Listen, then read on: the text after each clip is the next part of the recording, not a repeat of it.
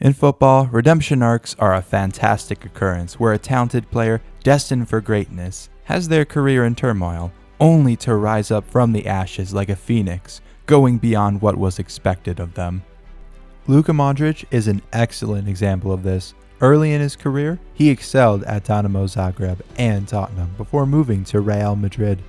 During his first season at Madrid, he found it difficult to find a starting role in the squad, and was labeled by Spanish newspaper Marca as the worst signing in La Liga that year. However, over the summer, Michael Essien and Mesut Ozil left, and Luka Modric found his feet, and has since established himself as one of the best midfielders of the modern era. However, there was a player with so much promise in Russia, being voted the 1997 Russian Player of the Year, only to become a massive flop in Serie A, and then being thrown out to Porto, only to be frozen out again from the squad. It seemed like there was no hope of salvaging his career. However, through a lifeline, his career was saved by a certain special one, turning him from an outcast to a game-changing super sub.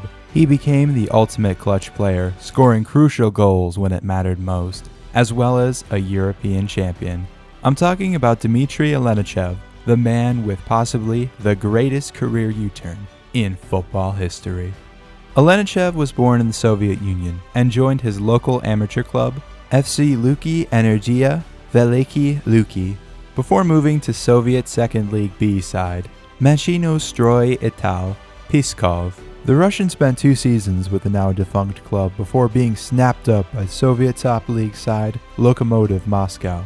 Despite being a Spartak Moscow fan, he debuted for Lokomotiv in the 1991-92 season, playing mostly as a center midfielder. Alenichev played 2 more seasons for the club before moving to boyhood club Spartak Moscow, debuting in the 1993-94 season. Alenichev's first 2 seasons were massively successful in terms of silverware. He won a domestic treble, including the Russian Premier League, the Russian Cup, and the Commonwealth of Independent States Cup. While the Russians' numbers weren't particularly outstanding, he made some notable contributions, which included a goal in a 2-2 draw against Bayern Munich in the 1994-95 UCL group stage, and a match-winning goal against Russian giants CSKA Moscow in the 1994-95 league season. However, in his next 2 seasons, Alenichev was moved from a right winger to the number 10 role, where he flourished. In the 1995-96 season, the Russian Wizard contributed 15 goals and assists in 41 matches. In the Champions League, he scored and assisted all 3 goals in a 3-0 win over Blackburn Rovers, the reigning Premier League winners, and led Spartak to a second league title in 3 years.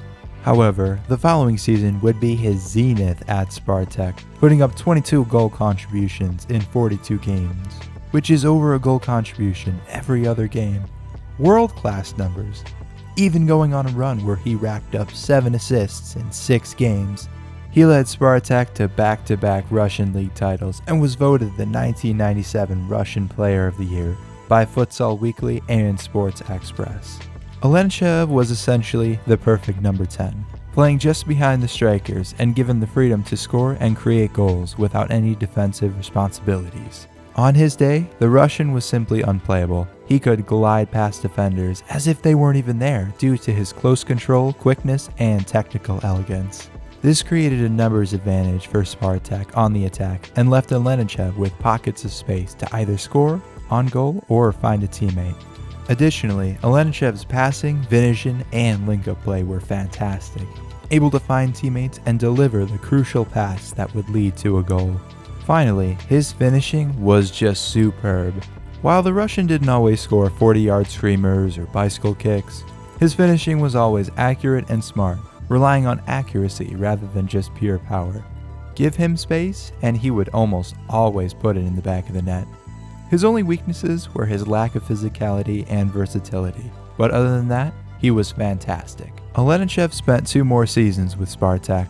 While his stats took a downturn, Alenichev captained Spartak to its 3rd league title in a row, as well as another Russian Cup.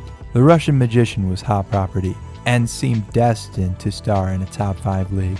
In the summer of 1998, Italian side Roma officially signed Alenichev for £5 million, a huge fee at the time. In his first season at Rome, he was terrible. He played 29 matches in his first season, but could only find the back of the net 3 times.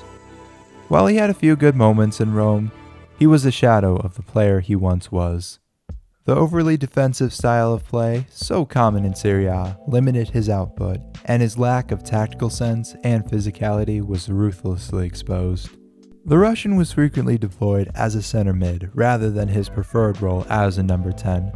While Alenichev has deputized there in the past, the position made his weaknesses more pronounced, since he didn't have the tactical knowledge, physical strength, or defensive prowess to excel in that position. In addition, the position stripped the Russian of his playmaking ability and made him a liability at times.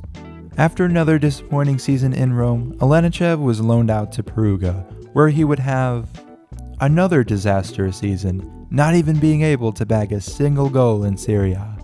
The Russian was labeled as one of Italian football's worst imports.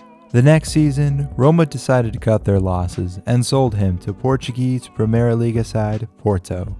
Alenichev went to Portugal a broken man, having his confidence shattered and not even producing anywhere near his best form for over 5 years. He made a strong first impression in Porto, scoring in a 2-0 win over Benfica and the equalizing goal against rival Sporting Lisbon in the first leg of the 2000 Supertaça Cândido de Oliveira. The Russian did well for the rest of his debut season as Porto won the Taça de Portugal after winning the final 2-0 against Maritimo, with Alenichev scoring the second goal. The following season, the Russian would suffer yet another setback as he clashed with new head coach Octavio Machado and spent most of the first half of the season sidelined under the shadow of Deco. So it seemed like his first season would be nothing but a false dawn, and that Alenichev would be sent on a downward spiral towards irrelevancy. However, something spectacular happened to the Russian as his fortunes changed. Octavio was sacked in January of 2002 and was replaced with Jose Mourinho. Mourinho liked Alenichev and saw him as one of the players who would form the backbone of what he believed would be the perfect Porto team. Although the Russian was not a regular starter, he was frequently used as a super sub on the pitch, expected to step up when needed. Mourinho's faith in Alenichev would pay him back tenfold, as he would score an assist to put Porto up 2-1 in the 2003 UEFA Cup final, where Porto would go on to beat Celtic 3-2 in extra time. Porto was fantastic, winning the League, Cup, and UEFA Cup to make it a treble. However, the best was yet to come. In the 2003-04 season, Alenichev would have his magnum opus. Porto started the season well, winning the Supertaça Cândido de Oliveira, and despite losing the Taça de Portugal final 2-1 to rivals Benfica, they would go on to perform a miracle. Mourinho would play a 4-3-1-2 consisting of 4 defenders, 3 central midfielders, 1 attacking midfielder, and 2 forwards. Mourinho emphasized a collective defensive effort. His team defended in a low block and absorbed pressure. Porto defended as a unit, maintaining a compact shape to deny opponents space and limit their attacking opportunities. The idea was to control the game without the ball and to bounce back with lethal counterattacks, looking to swiftly transition into attack mode as soon as they won the ball. The back four maintained a disciplined defensive line. Nuno Valente, Ricardo Carvalho, Jorge Costa, and Paulo Ferreira were meant to be organized and cover each other effectively. The 2 forwards, any 2 of Gerlay, Benny McCarthy, or Carlos Alberto, played a crucial role in exploiting teams on the counterattack when in possession. The center midfield trio formed the command center of the team. They provided stability, controlled possession, and disrupted opponents' passing lanes. Mourinho often relied upon a strong core of midfielders to dictate play, mainly Costinha, Pedro Mendes, and Maniche. And finally, Mourinho relied on the sole attacking midfielder, mainly Deco, acting as a link between midfield and attack. Deco was responsible for creating chances and supporting the front two. Alenichev, as I mentioned before, was used as a super sub, coming on wherever and whenever needed, ready to change the game in an instant. Under Mourinho, he became more versatile, and he was able to deputize anywhere in midfield, as well as out wide. While the Russian struggled with injuries that season, he still made 19 goal contributions, with many of them coming in the most crucial games. Porto would steamroll their way to the league, winning on 84 points. However, in the Champions League, Porto nearly got knocked out of the group stage. They were tied for last in their group with only a few games in hand and were set to face Didier Drogba's Marseille, home and away. If they didn't win any of these games, they would surely be sent packing. But to the surprise of many, Porto beat Marseille away 3-2 in front of 49,000 fans, with Alenichev scoring the game-deciding goal. At home, Porto beat Marseille again 1-0, with Alenichev scoring another game-winning goal.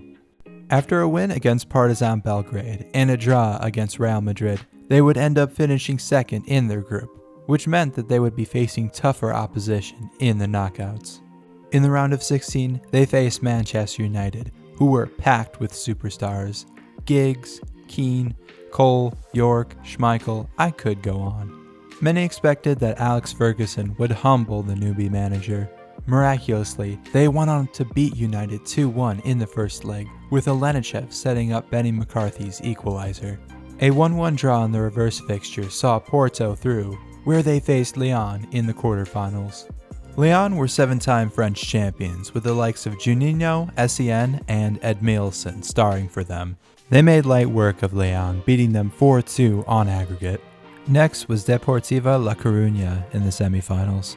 They were a force in Spanish football, earning the nickname Super Depor. In the past 5 years, they won the League, the Copa del Rey, and the Supercopa de España twice. They were a physical and well-drilled team.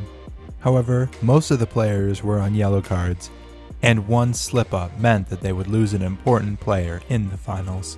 So throughout the second game, they were cautious and lethargic, careful not to make any mistake. This stress was getting to them, and Mourinho felt them breaking, and eventually they would. After a foul in the box in the 59th minute, star striker Jallet, just having recovered from an ACL injury, stepped up to score the game-winning penalty that sent them to the final. In the final, they faced Monaco, which would be a tough match. They had Didier Deschamps as a manager, along with Patrice Evra, Emmanuel Adebayor, and star forward Fernando Morientes. However, Mourinho did not seem bothered.